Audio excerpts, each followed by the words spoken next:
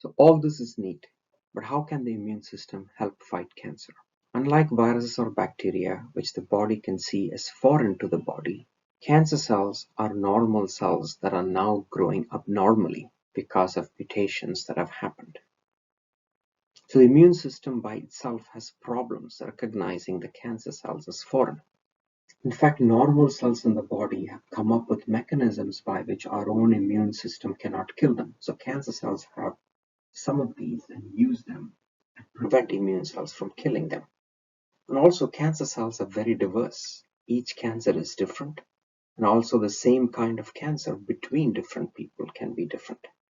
At BMS, we are finding different ways to use the immune system to fight cancer.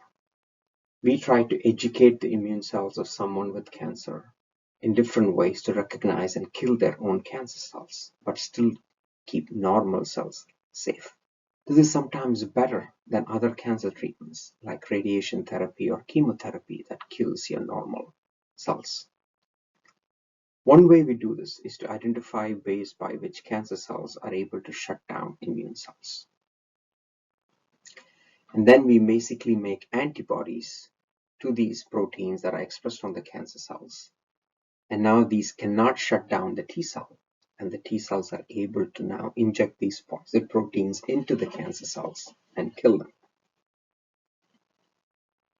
Another way is to identify proteins that are present on the surface of cancer cells and make antibodies to them, like B cells do.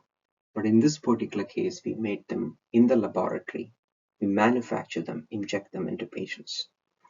When these antibodies bind only to proteins expressed on cancer cells, they can again be killed by macrophages or other cells in the body, similar to what you learned from Kate that happens with viruses.